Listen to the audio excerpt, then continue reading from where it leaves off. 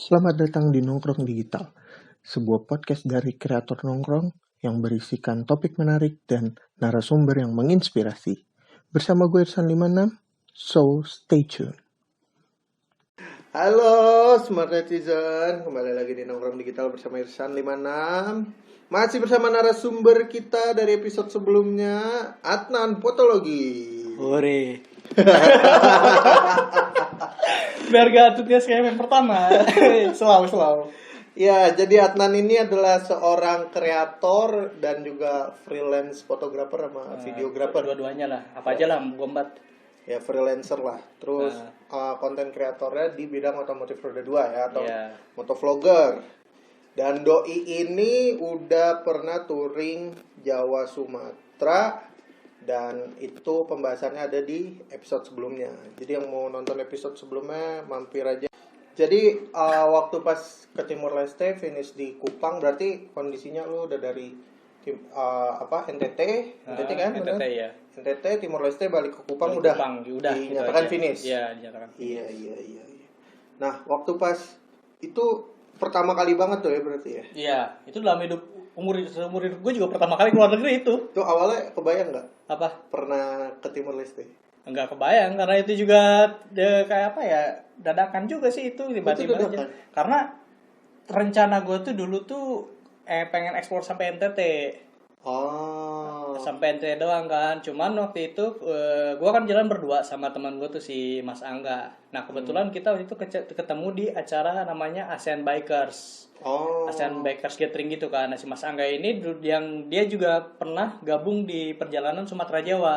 Tapi untuk etapnya dari Bandung sampai dari Bengkulu sampai ke Bandung. Iya. Jadi udah sama-sama tahu lah ininya kan kayak gimana. Ketemu di acara itu, tiba-tiba dia juga nyeletuk. Gue lagi pengen ngajuin sponsor nih. Gue pengen ke NTT juga kayak gini-gini. Kalau kayak gitu mah barengin aja kalau kata gue. Gue juga nyeletuk lah. Ayo kita barengin lah berdua. Ayo akhirnya jalan berdua. Mulai nyusun kayak gitu. Nah waktu itu berapa hari persiapan untuk sampai berangkat? Tadinya kan lu ngumpulin sponsor kan, kondisinya kan itu kan paling enggak maksimal banget tuh 3 bulan tuh biasa itu sponsor. Itu tuh bulan minimal. Puasa tahun lalu tuh bulan apa ya? Mei ya? Bulan Mei kan bulan Mei lah. Pokoknya bulan Mei itu kita ketemu di bulan Mei. Rencana jalan tuh kita Oktober. Rencana jalan Oktober kan, dan kita ngajuin proposal itu di bulan Juni. Oh berarti dari Mei sampai Juni itu intens persiapan terus tuh. Ya. Oke. Akhir Juni tuh udah nyiapin kan, Juli udah mulai masuk kan proposal kan. Oke kan masih ada tuh waktu itu sekitar 2 bulan lebih lah. Nah, kita waktu itu masukin ke brand, boleh sebut brandnya gak? Sebut aja kan. Nama brandnya tuh Pertamina Enduro. Ya, Oli Pertamina Enduro kan. Masukin situ, tiba-tiba dari Pertamina Enduronya minta ambil momen 17 Agustus. Yang tadinya kita punya waktu panjang cuman sebulan doang jadinya kan, cuman berapa 6 minggu lah. Tapi momen 17 Agustus maksudnya 17-an di bebas tadinya kita rencananya mau mengambil momen 17 Agustus itu di perbatasan sana di Timor Leste Indonesia Timor Leste kan. Upacara tadinya pengennya gitu. Cuman ternyata karena waktu itu gue juga baru bikin paspor. Dan ternyata paspor si Mas Angga juga ada bermasalah karena dia hilang kan paspornya. Akhirnya terganggu lah sama dokumen. Karena kan ini dokumen paling penting pada waktu itu kan. Kalau gak ada itu ya susah juga untuk kita masuk ke negara orang gitu. Motor udah ada juga, tapi masalah di dokumen tetap. Akhirnya kita waktu itu mulai tanggal 14 Agustus. Jadinya dari yang tadinya rencana awal Agustus kan. Jadinya 14 Agustus. Jadi tapi brand gak masalah? Gak masalah, karena waktu itu kita untuk yang penting ada ide kan momen Agustusnya di mana nih, titik poin lo 17 Agustus bakal di mana? Waktu itu di mana? Karena waktu itu kita ada brandnya Pertamina Enduro, gua kontak bagian ini kan marketing communicationnya, minta kontak yang di region Surabaya. Jadi gue bilang minta kantor region Surabaya mau ikut ke sana lah untuk upacara apa segala macam lah. Jadi mampir ke kantor itulah. Dan akhirnya udah di kontak sana, akhirnya 17 Agustus itu di Surabaya. Oh, ke Surabaya. Iya. Gue pikir bakal di Bromo. Beda rute ya? Beda rute jauh. Pengennya ke situ tapi beda rute. Nah, terus itu kan tadi persiapan apa aja dokumen tadi? Paspor yang pertama pasti paspor. Kemudian kan motor standar lah, STNK. sama SIM, motor SNK lah. Nah, cuman untuk luar negeri ini ada suatu dokumen yang namanya buku kuning atau karnet de passage. Ya, paspornya motor lah. Paspornya motor ini bikinnya itu di IMI. Nah, syaratnya itu ada paspor, harus ada SIM internasional, harus ada BPKB, kemudian STNK. Dan kalau misalkan ini motornya motor pinjaman, ada surat kuasa bahwa ini dipinjamkan ke ini gitu kan. Udah sih itu baru bayar deposit ke IMI-nya 25% dari harga motor. Udah nanti sekitar 2 minggu lah itu baru dikasih suratnya. Si karnetnya itu. Oh. Tapi karnet itu kok nggak salah ada masa berlaku ya? Masa berlakunya setahun. Oh, setahun ya, depan. Setahun dan dokumennya tergantung misalkan ada standarnya ya. Beli bukunya itu 2 juta untuk 5 lembar. Jadi misalkan kita kan satu negara karena kemarin cuma kita Malaysia jadi cuma beli yang 5 lembar itu doang. Yang paling kecil. Ya, yang paling kecil. Kalau misalkan kita touringnya 10 negara atau misalnya 15 negara berarti ya tergantung dari berapa kelipatannya kayak gitu. Ya, karena nanti di bukunya itu ada cap keluar masuk gitu kan. Cap keluar masuknya. Tapi buat si motor gitu ya. Oh. Oke. Lumayan juga ya. Iya. Tapi ngurus karnet gitu nggak lama. Sebenarnya ngurusnya cepat, cuman ya itu ya 2 minggu jam kerja ya nunggu prosesnya untuk sampai selesai. Ya. Cuma cukup kita datang isi formulir kan ke IMI di websitenya IMI ada isi formulir. Sama ini kita punya kartu member IMI. Oh iya. Jadi kita harus daftar tuh IMI Mobility tuh. Karena kalau kita nggak daftar itu susah juga. Jadi harus punya kartu IMI Mobility. Kita masuk websitenya, download formulirnya, isi sesuai ini segala macam kan, nomor SIM, nomor rangka segala macam, paspor, masukin ke IMI, bayar deposit, nanti 2 minggu selesai. Setelah bayar deposit 2 minggu selesai. Berarti dokumen yang berangkat bersama dengan identitas itu paspor, SIM, STNK. Oh, sama si karnet. Oh, habis itu udah berangkat aja ya. Berangkat aja. Udah saya BPKB kayak gitu mesti mana aja di rumah. Iya. Untuk misalkan kayak SIM internasional apa perlu di luar negeri tergantung. Bawa aja karena ada beberapa negara yang memang dia bisa berlaku lah tapi SIM Indonesia berlaku di sana gitu. Iya, kayak misalkan katanya sih Eropa berlaku tuh SIM Indonesia tuh berlaku di sana. Jadi kita kata kayak Om Sipen juga katanya emang beberapa negara Eropa SIM C kita udah cukup. Jadi kita nggak perlu SIM internasional. Cuman beberapa negara ada yang memang kita harus bawa. Minta buat administrasinya juga gitu ya, demi keamanan. Jadi memang tetap aja buat jaga-jaga bawa aja. Iya. Terus dari Jakarta ke Timur Leste ada cerita-cerita menarik? Cerita menarik apa ya? Soalnya kita lebih jalan Songai sih, lebih jalan-jalan gitu. Iya, jadi kalau kayak kalau Sumatera Jawa kan lebih banyak explore. Nah, ini kita lebih banyak di jalannya sih. Lebih banyak di jalan. Jadi paling ya kita kalaupun ada ini paling cuma lewat jalan-jalan ini yang kayak misalkan di Flores. Itu ada namanya 1000 tikungan Flores. Itu rute lewat situ emang. Rute ya. Jadi lewat ya. Jadi dari ujung Flores Barat Labuan Bajo sampai ujung Flores Timur Larantuka itu kurang lebih jaraknya itu 1000 kilometeran lah. Buset, 1000 kilometer. Tapi tikungan itu ada 6.900 sekian. Jadi hari pertama gue nyampe di Flores, hari pertama tuh gue riding 12 jam. Jalan itu tikungan semua. Ngelibas si 6.000 tikungan. Iya, itu cuman paling mungkin 3.000-4.000 lah dalam satu hari itu. Pokoknya itu rute itu ya. Dan itu harus selesai di hari itu gitu. Iya, karena itu dari Labuan Bajo ke ND gitu, ND. Iya. Nah, ujung-ujungnya tikungan itu di Maumere lah, kalau misalnya tahu kota Maumere. Nah, udah Maumere itu udah jalan lurus lah. Tapi pas nyampe ND ini kita tikungannya benar-benar menyiksa gitu. Jadi mungkin di sini yang sering suka konri segala macam, udah nyampe sana bosen lu sehari. Tapi bener ya, katanya di sana itu jalanan itu cuma satu jalan utama, tapi sepi. Sepi ya. Sepi banget. Sepi ya. Ternak kayak ada di Sumatera gitu nggak ada? Paling ya normal ayam. Standar lah. Tapi pasti ketemu ternak juga ya. Ketemu ternak cuman kalau di daerah sebelumnya Sumbawa itu baru sapi, kerbau, kambing itu ayam itu sama kayak di Sumatera. Tapi kalau udah di NTT misalnya masuk Kupang ke sana, babi. Babi kan lebih kejam daripada kucing. Kucing kan kalau lewat kan udah kenceng gitu kan. Ini babi lebih kenceng lagi. Buset. Itu lebih lo kalau lewat lo kayak lagi jalan nih, babi lewat itu lebih ngeri lagi, Pak. Gua aja malam-malam nih kan, malam-malam di perbatasan Indonesia Timur Leste bagian utara daerah Wini lah. Kalau dicari di Google tuh ada. Gua lagi gelap-gelapan nih jam 7 malam, enggak ada lampu apa segala macem. Pakai lampu jauh, tiba-tiba ada yang lewat berapa biji gitu kan. Itu babi. Hewan semua. Babi semua itu. Akhirnya berhenti. Kenceng lagi. Ya, kaget Pak malam-malam gue gitu aja lu. Babi lewat berapa biji malam-malam. Main hitam juga kan warnanya kan. Iya. Nah, ini gua ada pertanyaan dikit Nan. Waktu pas dari Surabaya nyebrang ke Bali.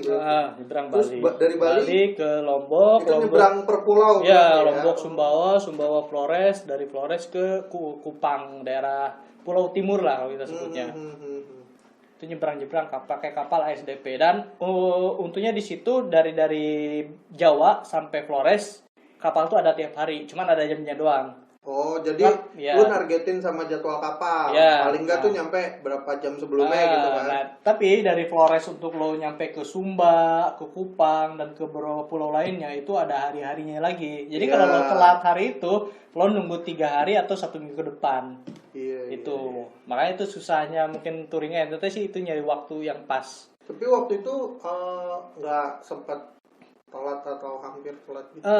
Kita malah kena prank, Pak. Jadi di ND kan waktu itu kita di ND. Di ND emang kita mau ke Larantuka. Waktu itu hari Jumat. Nah, Larantuka itu hari Senin. Nah, kita Jumat nyampe di ND, ngobrol lah sama bikers setempat. Ini harus nyebrang pulau. Nyebrang ke pulau Kupang ini. Terus? Nah, kata bikers setempat itu, "Mas, kapal ada nih hari Minggu pagi. Dari sini aja berangkat dari Kupang." Oke, kita akhirnya kan hari Sabtunya kita nyantai di situ kan, Minggu berangkat. Terus pada saat kita mau beli tiket, "Maaf Mas, kapalnya nggak jadi berangkat." Lah? Ada ombak katanya di tengah laut Sawu atau apa gitu. Lagi tinggi gitu kan. Ya kita otomatis langsung gas dong itu sehari itu langsung ke Larantuka ngejar waktu gitu kan. Nah, untungnya kita nyampe jam berapa? Jam 9 malam. Besoknya jam 12 siang lah ada kapal jam 12 siang. Akhirnya bisa berangkat. Tapi ternyata yang baru gue tahu, walaupun jadwal kapal jam 12 siang, kita harus loading barang tuh dari jam 8 pagi. Apalagi kita kan bawa motor. Kok lama banget? Loading barang. Oh, lawannya sama pasokan logistik gitu ya? Ya, truk sama apa-apa gitu kan. Kalau motor udah masuk, udah deh, orangnya mau pergi dulu kemana bebas, yang penting motornya dulu nih. Parkiran lah kita lah untuk dapat parkirannya dulu. Kalau orang kita bisa tidur di mana aja lah. Cuman untuk motor ini nih ternyata kita baru tahu di situ. Oh, tapi nggak ada masalah. Nggak ada. Iya. Terus pas lagi di pas lagi di perjalanan, berapa sering lu camping? Wah, lu bawa tenda kan? Iya. Berarti kan? Karena kan sepertinya daerah-daerah Nusa Tenggara kan savana terus tuh. Sekali doang. Oh, berarti lu singgah di rumah orang? Enggak, hotel. Oh, tetap di hotel masih ada. bisa dapat ya? Hotel biasa lah, hotel bintang 2, paling gede hotel bintang 2 lah. Gue pikir kayak ya karena kemungkinan ini ketemunya bakal lebih banyak savana, lu buka tenda aja dibanding ke hotel gitu. Emang kalau misalkan kita bayangin sih NTT mungkin kelihatannya kayak gitu ya, cuman kayak biasa aja, kayak ternyata kita di Jawa tapi di daerah pinggiran, bukan di daerah tapi daerah pinggiran yang kalau bukan jalan utama, jalan daerah kampung-kampung kayak gitulah, lebih ke kayak gitu sih. Bensin ya paling jauh mungkin di Flores tuh paling jauh ya 100 km lah. 80 sampai 100 km lah paling jauh, tapi tetap ada. Gitu kan. Jadi gak se-ekstrim itu bayangannya ya. Iya. Gue juga dulu kayak gitu pikirannya, wah ini NTT apa kayak gini apa segala macam, susah bensin apa segala macam, ternyata enggak. Iya. Gitu. Hotel ada tetap. Nah, waktu pas itu di perjalanan dari mulai Bali sampai Nusa Tenggara ada tantangan-tantangan yang nyusahin atau gimana nggak? Kalau kan kayak kan kalau Jakarta, Jawa, Timur gitu kan standar lah, ya kan? Nah, ini dari Bali ke sana. Challenge-nya selain kapal tuh apa? Nah, itu paling sama hati-hati dengan babi. Iya. Yang pertama itu emang kapal, jadwal kapal. Yang kedua emang yaitu hewan-hewan gitu kan. Misalnya apa sih normal aja sih. Yang penting kapal sama hati-hati hewan. Misalnya itu sih lebih di situ. Kalau kejahatan kayak gitu justru minim di sana. Orang selama di NTT, gue sama temen gue Mas Angga, kalau lagi parkir motor kunci gak pernah gue cabut. Diemin aja. Ya kali. Pernah, malah pernah satu hari itu waktu itu di desa adat gitu kan. Gue lagi ngopi karena masih Mas Angga. Kita datang di situ jam 9 pagi.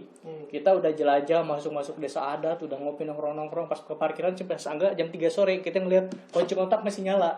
Oh, baru sadar masih nyala. Tapi aki nggak tekor untung ya? Aki nggak tekor dan motor nggak kemana-mana ada, tetap ada gitu. Dan waktu itu juga salah satunya di daerah DND Taman Perenungan Bung Karno.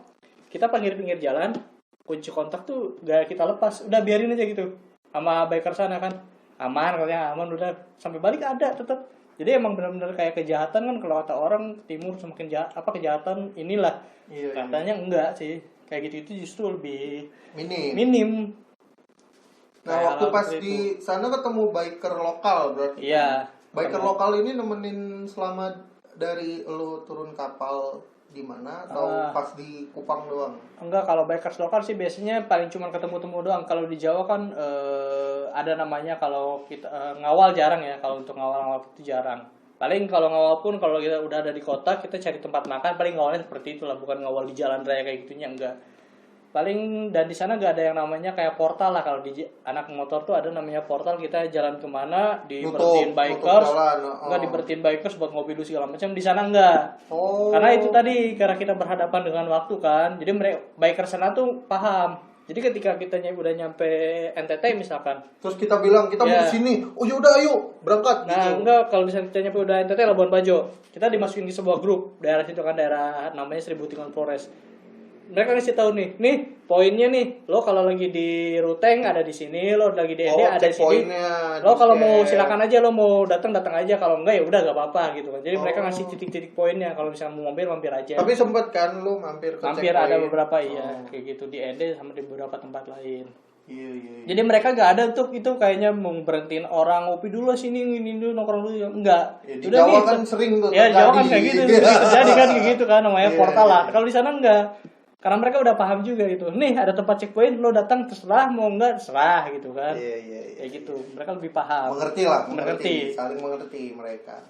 Nah terus pas lagi touring itu berapa kilometer? Total 4.500 lah. Dari Jakarta ya? Dari Jakarta Timor Leste masuk Kupang 4.500 lah. Pernah ini nggak ngalamin trouble motor? Itu Mas Angga itu. Kalau gua alhamdulillah enggak. Paling gitu. Mas Angga itu kalau bisa dibilang kayak kalau ini tuh welcome drink lah. Ucapan selamat datang. Iya, gimana? Mas Angga tuh baru jalan 15 menit masuk Timor Leste udah ban bocor. Ban dan bocornya itu bukan bocor yang paku ini, baut 14 kalau nggak salah. Baut 14. Iya. Dan itu kita udah nambal 3 kali tetap bocor, yang keempat akhirnya ganti ban dalam, pakai ban dalam kan ban aslinya ban tubles. Iya. Cuman akhirnya karena memang 3 kali udah bocor ya udah ganti ban dalam. Takutnya ini. Iya, daripada kita terus-terusan dapat masalah akhirnya ganti ban dalam. Iya. Dapat situ. Terus pas lagi itu masalah kayak tubles ban segala macam sendiri. Nyari bengkel karena kebetulan kita ternyata kita udah nyiapin waktu itu kayak gitu-gitulah. Iya, udah buat repair kitnya kita udah mau nyiapin gitu kan. Cuman karena yang tadi kita masalah dokumen, terus motor itu baru turun juga beberapa hari sebelum ini, jadi kita sibuk sama ngurus motor, apa stiker branding apa segala macam. Jadi hal-hal yang kayak gitu kita gak keurus. Akhirnya ya udah deh.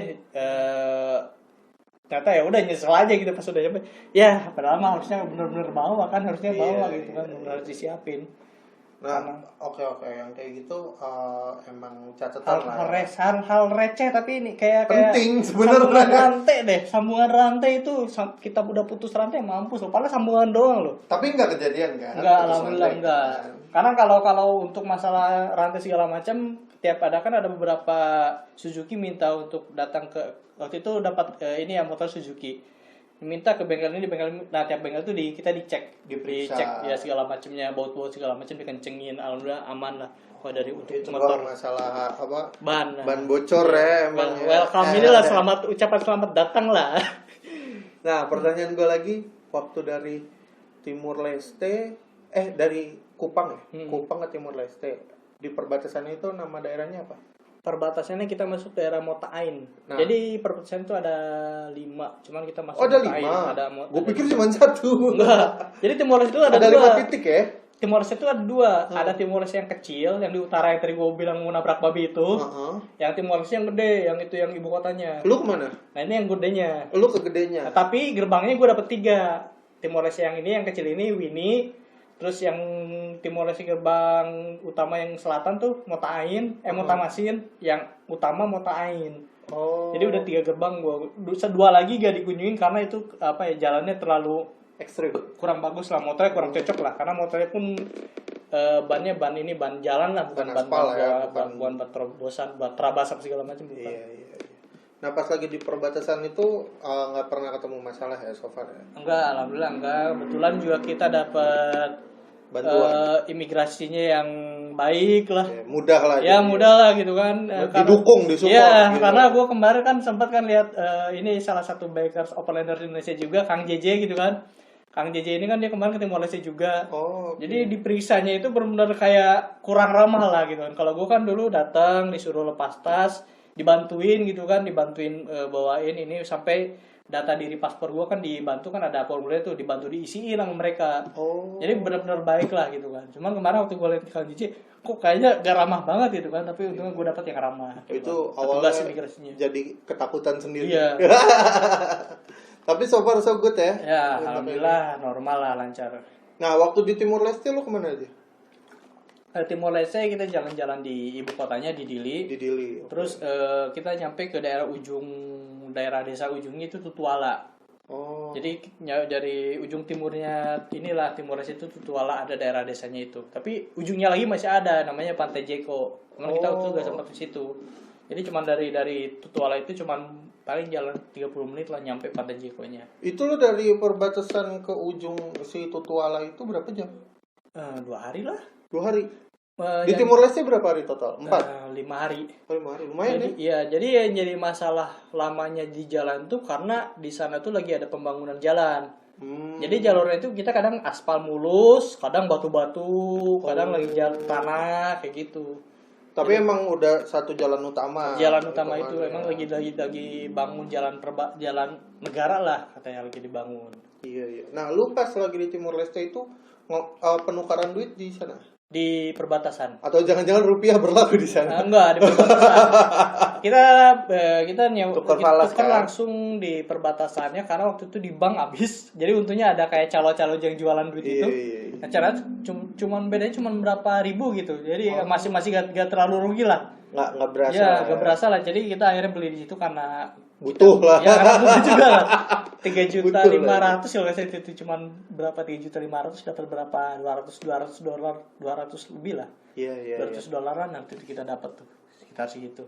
Ngeluarin budgetnya ya. Jadi dolarnya pakai US dollar ya. US dollar pakai US. Ya.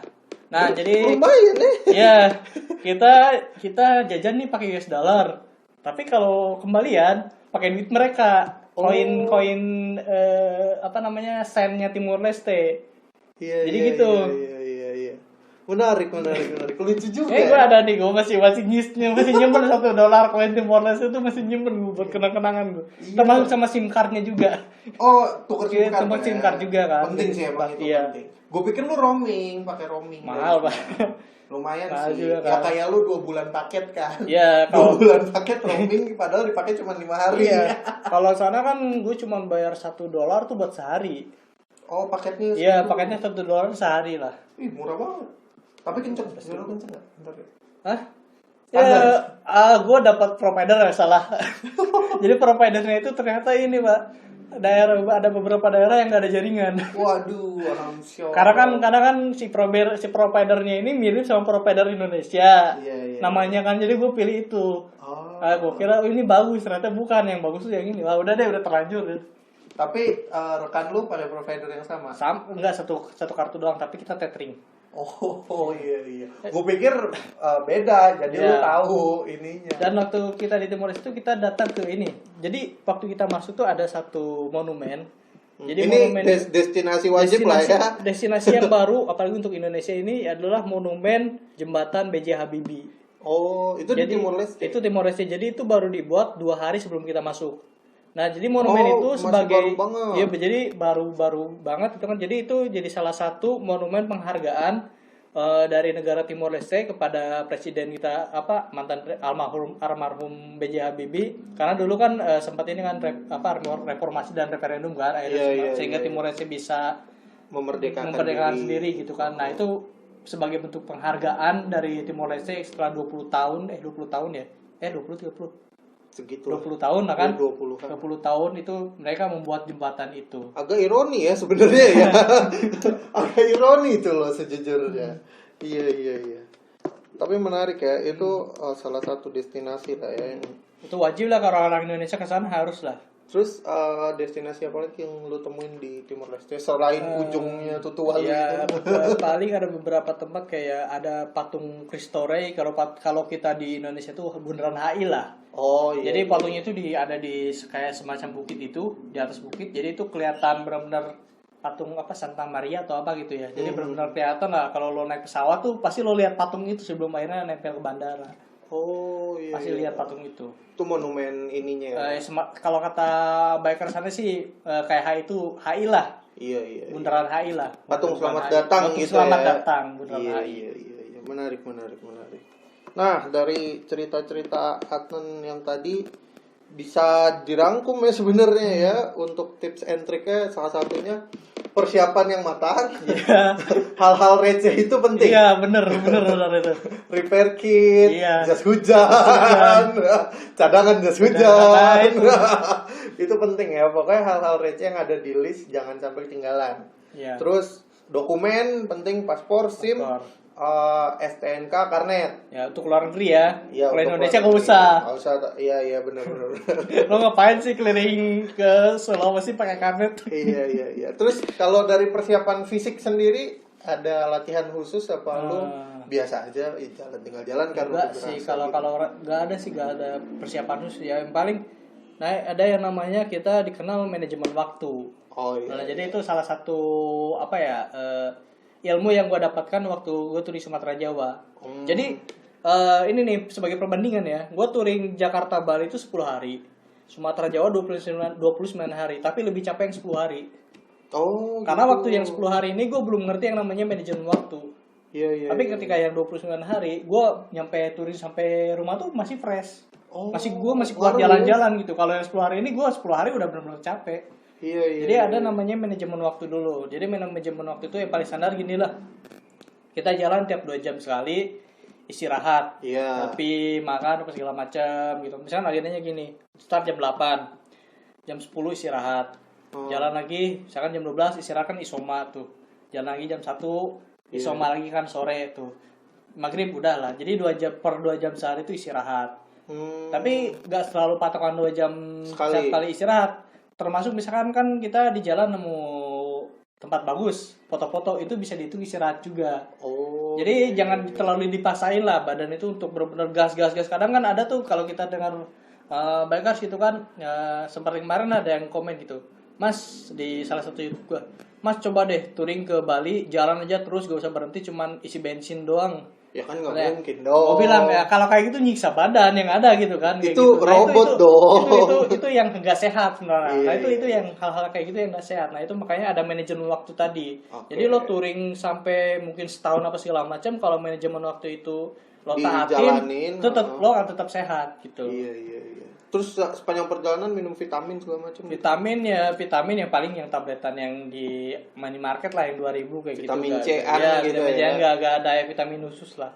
Tapi mungkin untuk nanti mungkin gua akan ini ke rumah sakit suntik vitamin dulu lah sebelum berangkat gitu. Better kayak gitu ya. Better mungkin kayak gitu. Sama mungkin kalau apalagi ada negara-negara yang memang perlu vaksin, mungkin ada vaksin kayak gitu perlu. Iya. Tapi kan kalau kita apalagi udah urusannya mungkin misalnya keluar negeri atau Indonesia masih paling vitamin C doang lah. Iya. Standarnya. Itu salah satu yang paling penting. Manajemen waktu itu di situ. Makanya kan udah sama ya. Itu tadi kayak itu kan kita kan makanya sebelum berangkat itu kita punya rute-rute tuh. Kayak daily schedule tuh kita mau kemana. Itu kalau bisa disiplin ya. Disiplin dengan itu.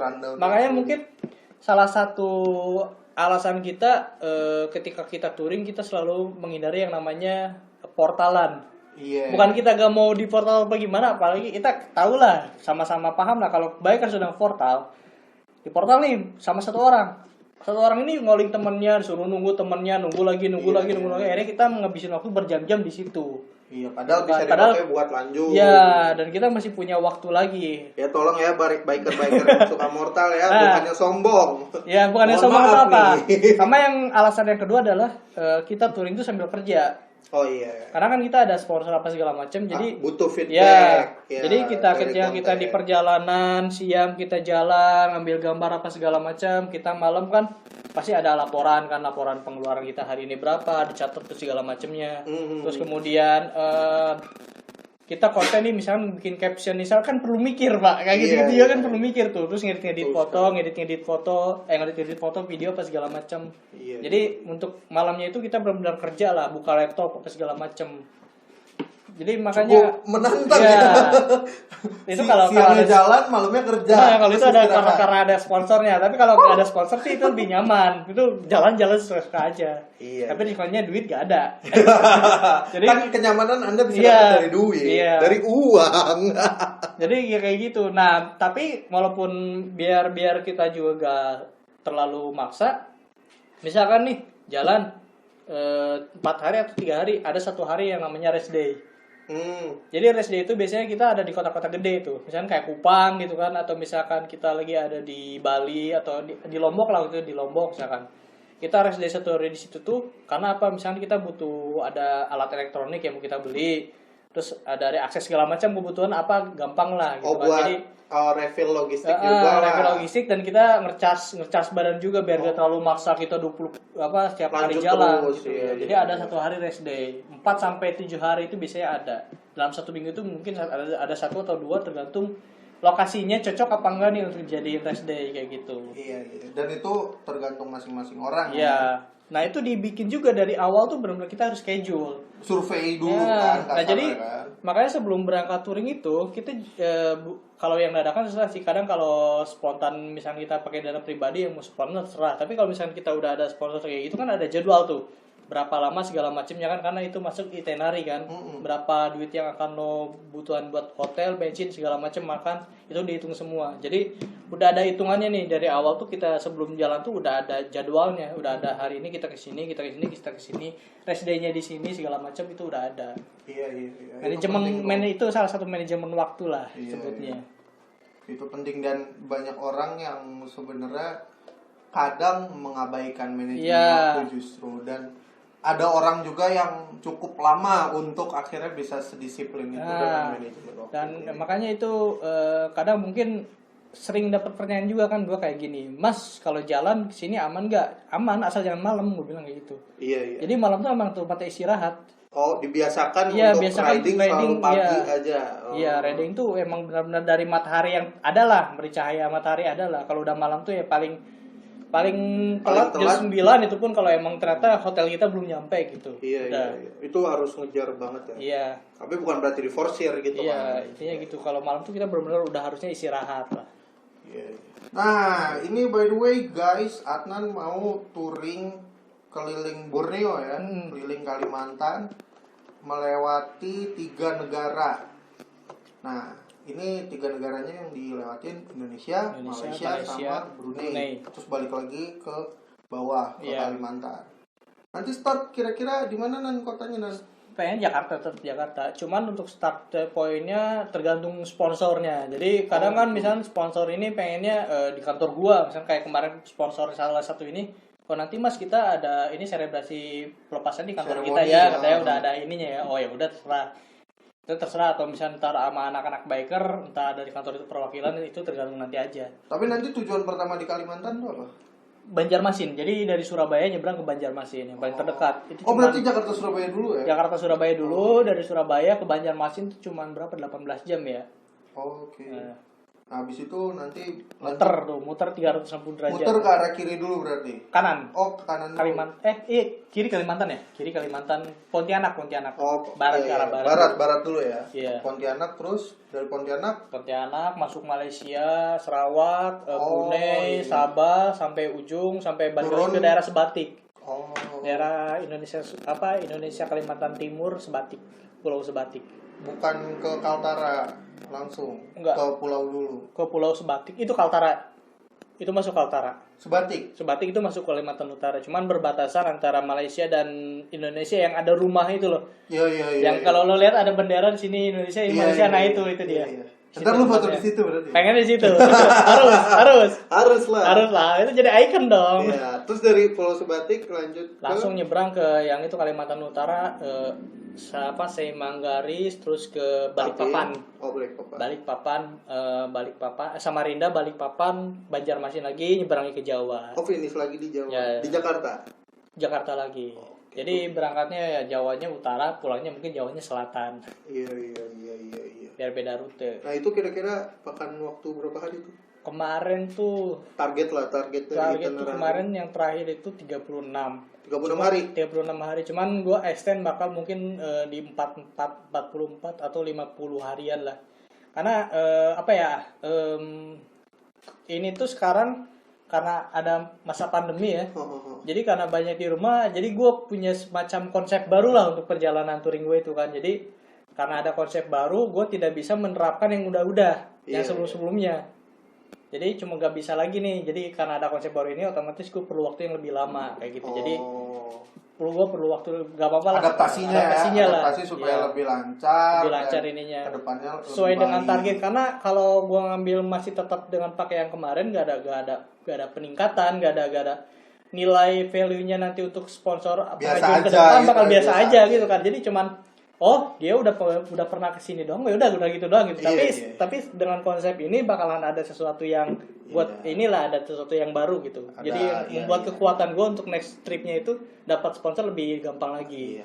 Nah, buat teman-teman yang pada kepo nanti elemen apa yang akan dipakai Adnan dengan surprise-nya nih, yang katanya membuat value berbeda. Stay tune lah, follow di sosmednya Adnan, ada Instagram Adnan Fotologi, sama YouTube-nya Instagram, YouTube, Twitter, apa segala macam semuanya itu. Adnan Fotologi. Nah, lo kalau orang mau nanya segala macam tinggal DM aja berarti ya kan? DM.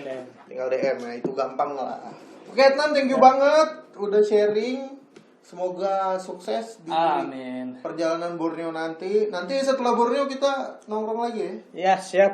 Ngobrol-ngobrol lagi kita. Ngobrol lagi. Pengalaman-pengalamannya. Iyalah, gue pengen ngerasain ke luar negeri naik motor. Tapi kalau gue pribadi mungkin ya Singapura Malaysia lah, atau Singapura Malaysia Thailand. Ya ASEAN lah ya. Ya, gue pengen ngerasain itu sih. Ya semoga ya dari angan-angan kayak lo kan dari angan-angan. Asli loh. Bisa dari ngayal aja dulu. Dari ngayal aja dulu, ketika lo udah tahu celahnya kayak gimana, tinggal lo jalanin gitu. Iya. Menarik. Itu pokoknya buat teman-teman kalau udah punya angan-angan, ada celahnya tinggal dijalanin aja. Jangan cuman sekedar angan-angan. Semoga sukses dengan perjalanannya. Amin. Dan semoga tidak ada kendala yang berarti ya. Ya, semoga corona cepat berlalu. Saya diam terus. Kembali ke rumah dan ke Jakarta secara utuh tanpa kurang sedikit apapun. Amin. Supaya kita bisa nongkrong lagi. Ya. Mantap. Oh iya. Namanya tuh kalau kayak seperti pendaki gunung ya. Titik finish utama tuh bukan pada saat kita sampai ini, tapi sampai kita kembali lagi ke rumah. Iya betul. Bukan sampai kita ke puncak. Kalau naik gunung kan sampai kita ke puncak. Kalau misalnya di touring ini bukan kita sampai ke destinasi yang kita inginkan, tapi sampai kita pulang ke rumah. Iya betul. Itu yang paling penting. Itu quotes yang ditunggu-tunggu.